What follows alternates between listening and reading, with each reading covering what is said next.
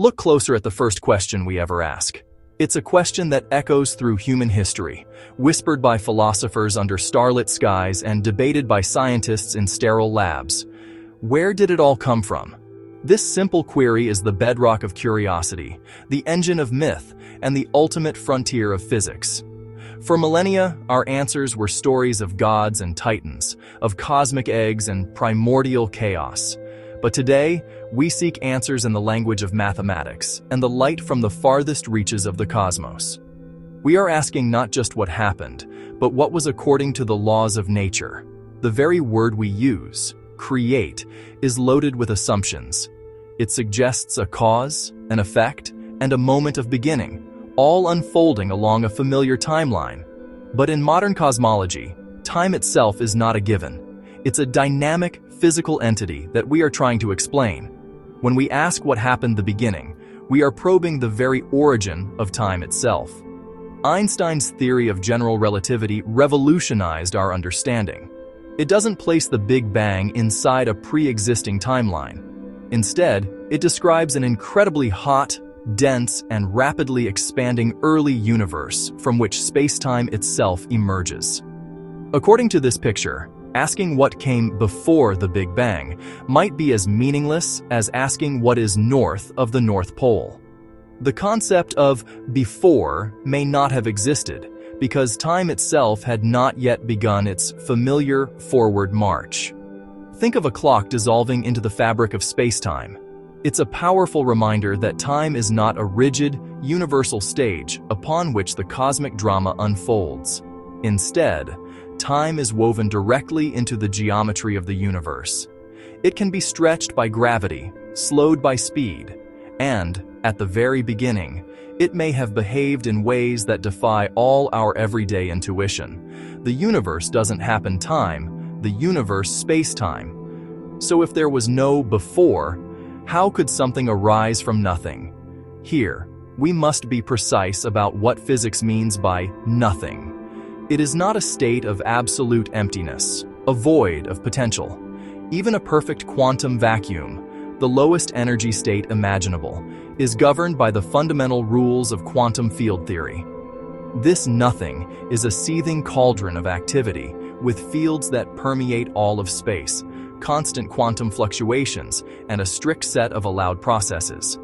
It's a nothing that has the potential to be something. A truly striking idea proposes that the universe could be the ultimate free lunch. The total energy of the cosmos might sum to precisely zero. How? The positive energy locked away in all the matter and radiation we see is perfectly balanced by the negative energy of gravity, which pulls everything together. If this is true, the cosmic ledger doesn't forbid a universe beginning from a state of no net cost. No law of conservation would be violated if the universe simply appeared, its positive and negative energies in perfect equilibrium from the very first moment. The theory of cosmic inflation sharpens this picture dramatically. It posits that in the first fraction of a second, a tiny subatomic patch of space, imbued with an immense amount of vacuum energy, underwent an explosive exponential expansion. This wasn't an explosion space. It was an explosion space itself. In this fleeting moment, the universe swelled from smaller than a proton to larger than a galaxy, stretching and flattening space-time. And as it expanded, it stretched tiny random quantum ripples into vast cosmic structures, the very seeds of all the galaxies we see today. Crescendo. Inflation makes a stunning prediction. Those primordial ripples, magnified to astronomical scales, should have left an imprint on the oldest light in the universe. And they did. When we look at the cosmic microwave background, the faint afterglow of the Big Bang, we see those ripples. They appear as minuscule temperature variations, a modeled pattern of warmer and cooler spots across the sky. This is the universe's baby picture, and its patterns match the predictions of inflation with breathtaking accuracy. But what set inflation going in the first place? This is where we reach the absolute edge of known physics. We simply don't know for sure. The ideas are as mind-bending as they are brilliant. One proposal involves quantum tunneling, where the universe could have spontaneously transitioned from a state of nothing into an inflating state, like a particle materializing on the other side of an impassable barrier. Another is the no-boundary proposal, which suggests that at the very beginning, time behaved like another dimension of space. In this framework, the universe has no starting point, no edge, no boundary to be created at. It's simply, and inflation isn't the only game in town. Alternatives exist, each with its own compelling logic. There are bouncing universes which propose our Big Bang was actually a big bounce from a previous contracting cosmos. There are cyclic stories where universes are born, expand, die, and are reborn in an eternal loop. And there are even more exotic ideas like emergent spacetime, which suggests that space, time, and gravity are not fundamental at all, but arise from a deeper, timeless reality of pure quantum information. All of these ideas are highly speculative, mathematically complex, and as yet unproven. This isn't just philosophy. These theories make concrete, testable predictions. So what would count as evidence? A definitive smoking gun for inflation would be a specific twisting or curl pattern in the polarization of the cosmic microwave background, so-called primordial B modes. Finding them would be like seeing the gravitational waves from the Big Bang itself. We also search for specific non-Gaussian fingerprints in the way galaxies are clustered across the cosmos, subtle deviations from randomness that could point to one origin story over another.